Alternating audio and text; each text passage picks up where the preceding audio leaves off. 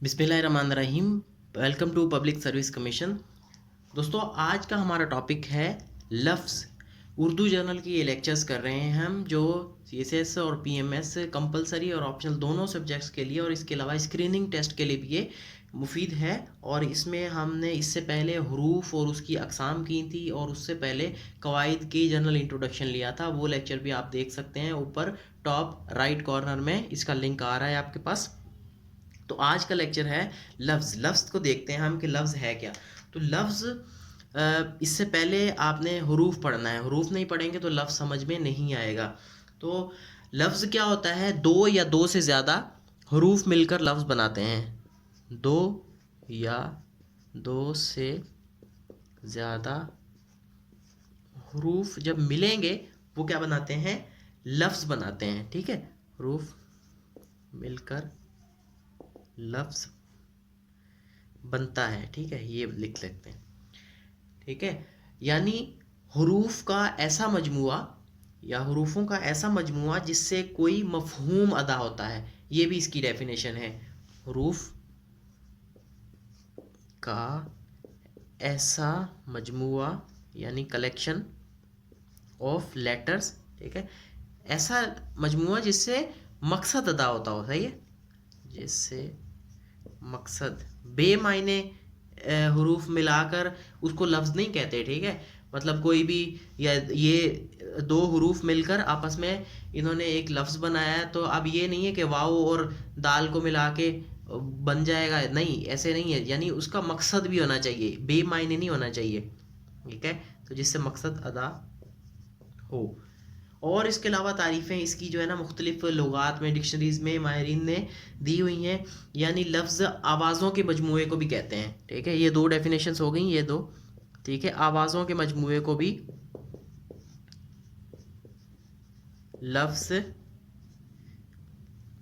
इसको भी लफ्ज़ कहते हैं। ठीक है, तो जिससे कोई मतलब अदा हो। ठीक है, और इसके अलावा लफ्ज़ ज़ुबान का एक आज़ाद जुज़ है।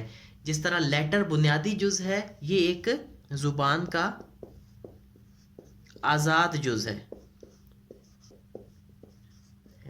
यानी एक मुकम्मल इंडिपेंडेंट चीज़ है।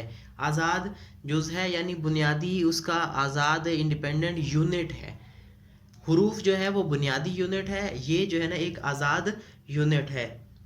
लफ्ज़ जो है ना वो तहरीर या तकरीर की बुनियादी इकाई है, ये भी कह सकते हैं। लफ्ज़ तहरीर या तकरीर की बुनियादी इकाई है,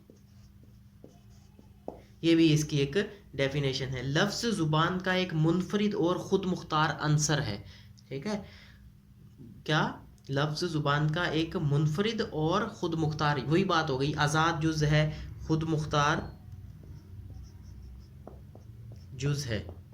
ठीक है, या एक मुनफरिद अंसर है, ये भी कह सकते हैं, मुनफरिद जुज़ भी कह सकते हैं।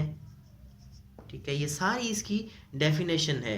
और इसके अलावा फ़ेरोज़ुल लुगात एक डिक्शनरी है उर्दू की, उसके मुताबिक लफ्ज़ से मुराद वो बामायने कलमे जो मुंह से निकलें। ठीक है, ऐसा बामायना कलमा जो मुंह से अदा हो, जो आप मुंह से निकालें और उसका कोई मायने होना चाहिए। ये सारी डेफिनेशंस जो है ना वो इसकी है लफ्ज़ की। अब क्या होता है, अब इससे आगे चलते हैं कि लफ्ज़ किससे बनकर मिलकर बनते हैं, और लफ्ज़ मिलकर क्या बनाते हैं, वो इसमें देखते हैं।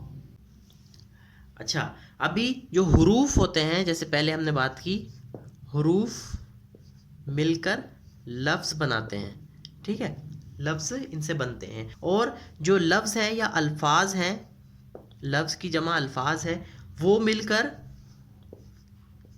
जुमले या फ़िक्रे बनाते हैं। जुमले या फ़िक्रे बनाते हैं। और इसके अलावा जुमलों को मिलाकर इबारत बनती है।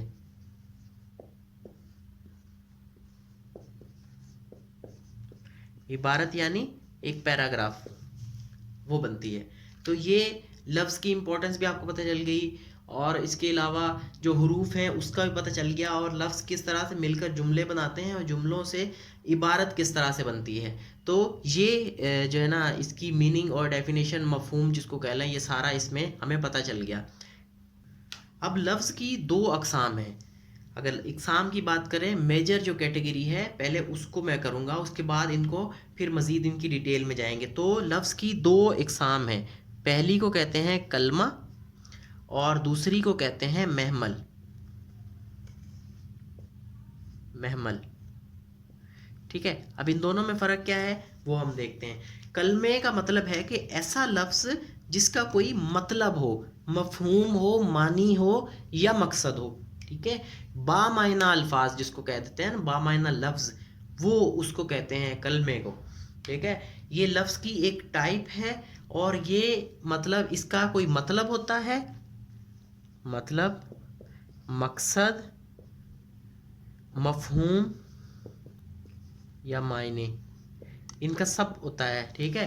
वो जब आप महमल पढ़ेंगे फिर आपको समझ में आ जाएगा क्या है ये। तो महमल क्या है, चलो महमल भी देख लेते हैं। अगर लफ्ज़ बिल्कुल बेमायने हो और इसका कोई मकसद व मफहूम और मायने ना हो, बल्कि सिर्फ कलाम यानी इबारत वगैरह में ज़बाइश के लिए, उसकी खूबसूरती के लिए कुछ अल्फाज हम इस्तेमाल करते हैं, उनको महमल कहते हैं, ठीक है। और ये क्या करते हैं, ये बामायने लफ्ज़ के साथ यूं ही बोले जाते हैं, जिस तरह से इसको महमल कहते हैं, अगरचे इनका कोई मकसद नहीं होता, ठीक है। मेजर इसकी देख लेते हैं कि ये मकसद भी नहीं होता इसका, मायने भी नहीं होते कोई, ठीक है। लेकिन अगर कह लें कि इसके कोई जो है ना वो ख़ास मफहूम भी नहीं है, ठीक है। लेकिन इम्पोर्टेंस इसकी क्या है कि ये कलमे के साथ मिलकर कलमे का मकसद अदा करता है, ठीक है। अगर इसको ना लगाएंगे तो कलमे का मकसद तो हो जाएगा, उस वक्त वर्ड का या लफ्ज़ का मीनिंग तो अदा हो जाएगी, लेकिन इसकी ज़बाइश यानी उसको खूबसूरत बनाने के लिए या उसको मीनिंगफुल थोड़ा और करने के लिए, समझने के लिए, बोलने के हिसाब से दिलचस्पी पैदा करने के लिए वो आता है, ठीक है। तो ये महमल कहाँ आता है, महमल किसी भी बामायने लफ्ज़ के हमेशा पीछे आता है, ठीक है, लफ्ज़ के पीछे हमेशा आता है, ठीक है। तो अब एग्जाम्पल अगर देखें तो हम पहले देखते हैं कलमे की एग्जाम्पल। कलमे का मकसद है, जैसे एग्जाम्पल रोटी, ठीक है, पानी, ठीक, इसके अलावा झूठ, धूम। तो जिस तरह से कोई भी वर्ड आप ले लें आपको समझ में आ जाएगी इसकी, ये तो सिंपल वर्ड्स होते हैं। अच्छा, अभी महमल क्या होता है, महमल इन अल्फाज के बाद में लगता है, इनके पीछे लगता है। वो किस तरह से, अब पहला है रोटी, तो रोटी के साथ हम क्या करते हैं, रोटी वोटी ऐसे बोल देते हैं, रोटी वोटी। और इसके अलावा ठीक ठाक,